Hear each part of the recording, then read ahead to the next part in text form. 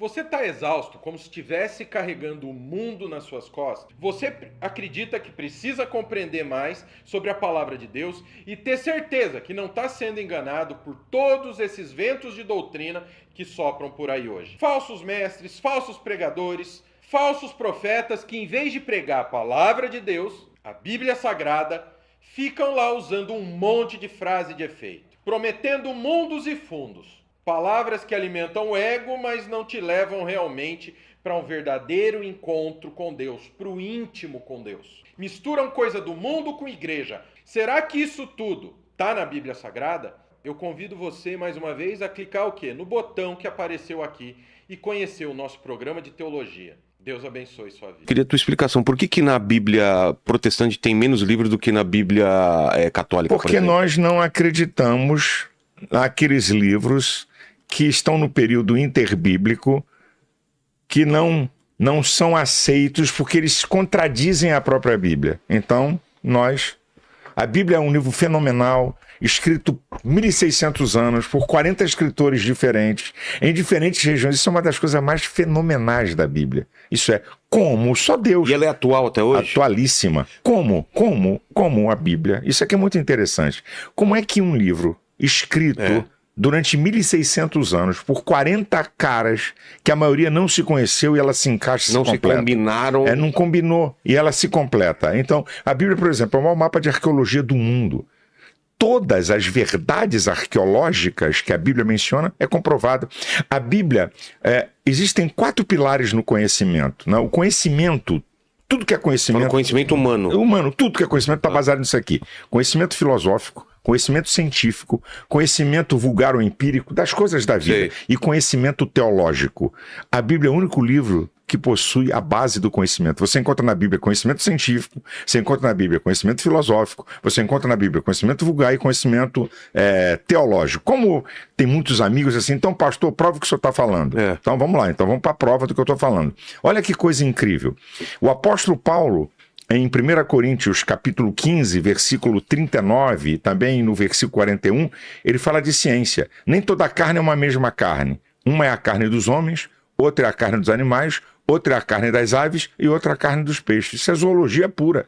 Ele está fazendo uma afirmação científica onde ninguém podia definir isso há 2.000 anos atrás. Uma outra diz assim: qual o terreno, assim são os terrenos. Então é uma afirmação científica. Ele está dizendo qual o terreno, terra. Sei. Assim são os terrenos, eu e você. Sei. Isso é uma afirmação científica. Ele está dizendo que o homem é da terra. Então, se o homem é da terra, os elementos químicos que são encontrados na terra são encontrados no corpo humano. Perfeito. Os elementos químicos encontrados na Terra são encontrados no corpo humano. Isso é uma afirmação científica. Outra, cada um segundo a sua espécie. Isso aqui é uma afirmação científica. Em 1856, um cientista chamado Mendel descobriu o código genético. O que diz o código genético? Características de uma espécie são transferidas para gerações futuras da mesma espécie. Cruzamento de espécies diferentes não tem capacidade de autorreprodução. Isso é ciência na Bíblia. Olha outra coisa da Bíblia, de ciência. Diz que cada estrela tem um próprio brilho. Nenhuma estrela é igual. Cada estrela... Como é que você daqui de baixo, olhando as estrelas, você pensa que é a mesma coisa? Então, a Bíblia é um livro de ciência. Conhecimento vulgar, provérbios. Os provérbios é o conhecimento do dia a dia da vida. Né? O livro da sabedoria, de conhecimento vulgar, conhecimento normal da vida. Um livro de teologia, a Bíblia fala de Deus o tempo todo. Conhecimento filosófico. Conhecereis a verdade e a verdade vos libertará. Só que é uma filosofia prática. Não é uma filosofia apenas de discussão do campo das ideias. Então a Bíblia tem tudo isso. Tira a trave do teu olho. Vai embora. Então a Bíblia é um livro fenomenal. E também de costumes, né? A Bíblia é um livro fenomenal. Sabe? Atualizadíssimo. Você vê em todos os tempos, você, eu, nós estamos nesse tempo, nesse século, e nós estamos seguindo a Bíblia. Mas teve uma discussão um tempo atrás sobre atualizar a Bíblia. O senhor deve ter ouvido. Isso é uma discussão de quem quer deturpar o compêndio doutrinário da Bíblia para se adaptar à modernidade do mundo e ao pecado. É só para isso.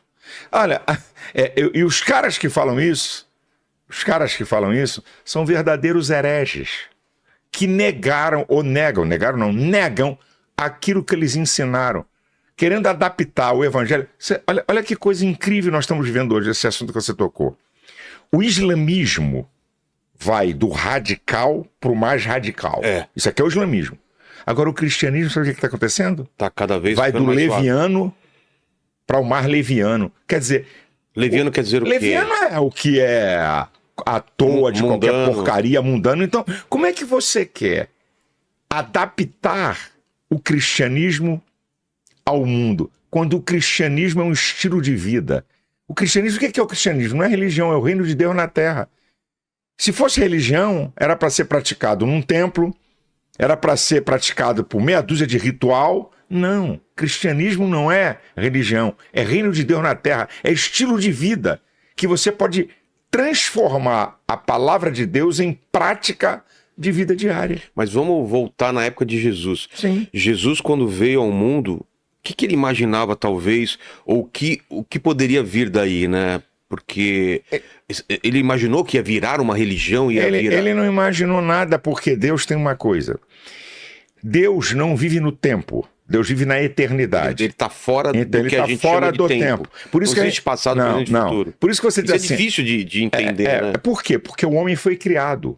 O homem está limitado a tempo, espaço e circunstância. Certo. Então, como o homem está limitado a tempo, espaço e circunstância, a mente humana, que é limitada, não consegue penetrar na grandeza da divindade. E a Bíblia diz assim, o que de Deus se pode conhecer, é o que de Deus se pode. Nele se manifesta. O que de Deus se pode conhecer. Por quê? Porque se Deus... O que a gente consegue entender de Deus é o que ele se manifesta. Mas não é a totalidade de Deus, porque a gente não alcança. Não é nem uma fagulha. Uma fagulha. Por quê? E uma vez um amigo meu, um diretor de TV, disse assim pra mim, Malafaia, você não leva mal? Eu falei, não... Você me desculpa, eu não creio em Deus, que eu não entendo muita coisa de Deus. Eu falei, cara, olha que coisa linda. Você sabia que isso aí é porque eu creio em Deus? Ele falou, explica. Se eu entendesse tudo de Deus, quem era Deus era eu, meu brother. Eu não entendo muita coisa de Deus, por isso que ele é Deus. Ele tem uma mente eterna. Você sabe o que é mente eterna? Não. Eu falo, você sabe o que é mente eterna? Não dá pra entender. Não tem como. Você sabe que Deus não existe. Ele é. Existir significa criação. Existir significa que ele não existiu. Se você diz assim, essa coisa existe, alguém criou e ela foi feita. Então Deus não existe, Deus é. Cara, é muito mais profundo do que existir. Essa coisa do verbo é difícil, né? Eu sou o verbo. O que é? É a palavra. Eu sou a palavra, o poder, porque Deus trabalha. Deus não precisa de matéria-prima para criar nada. Ele usa o poder da palavra para criar. Como diz o Salmo 33, versículo 9, falou e tudo se fez, mandou e logo tudo apareceu. E disse Deus, haja luz e houve luz. Então, Deus não precisa, ele do nada faz tudo. Então, ele é a palavra, é o poder da palavra para criar as coisas. Jesus é a palavra encarnada, o Deus que se fez homem. Entendeu? E a Bíblia é a palavra revelada.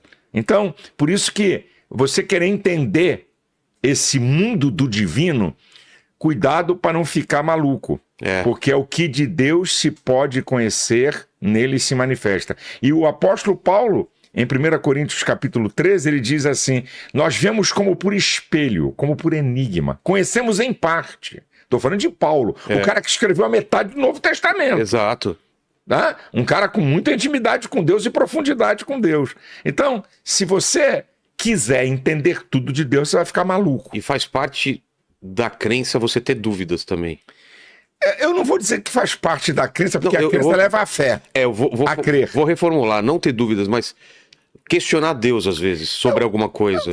Você fazer... Por que isso? Por que aquilo? Você fazer questionamentos de Deus, né, acerca de alguma coisa, na busca até de querer saber é uma coisa. Você querer questionar Deus querendo dizer que ele faz coisas absurdas, aí é tentar a Deus, aí você entrou na área do pecado. Então, questionar Deus, eu quero conhecê-lo, eu quero entendê-lo. Isso você vê nos profetas. Daniel era um cara que orava muito, jejuava muito, está lá o capítulo 9 do livro de Daniel, querendo buscar o conhecimento e o entendimento das coisas de Deus. Isso aí não tem nenhum problema. Eu quero entender, eu quero conhecer isso. E digo para todos, não coma na mão de ninguém. Leia a Bíblia. Comece pelo Novo Testamento. Não é acreditar, confira. A Bíblia diz que o pessoal da Beleia era mais profundo do que os de Tessalônica, porque conferiam o que os apóstolos falavam. Então eu não estou pedindo para ninguém acreditar no que eu falo, confira o que eu falo. Entendi. Confira o que o padre fala. Confira. Então, não é, o pastor não é o guru absoluto, e que aí um bando de alienado analfabeto que tem que acreditar no que ele fala. Confira. Por isso que tem a Bíblia. Deus deixou algo que o homem pudesse entender da sua vontade para você acompanhar. Por isso que esses caras dessa teologia vagabunda, Qual? essa que você acabou de dizer, os caras de querem, vamos atualizar, que a tua Bíblia é atualíssimo, rapaz. A Bíblia é o maior, eu sou psicólogo, é o maior manual de comportamento humano do mundo. Não tem um livro de comportamento humano mais fantástico do que a Bíblia. Então, eu fico rindo desses caras. Eles querem ser modernos e passam a ser tolos e heréticos.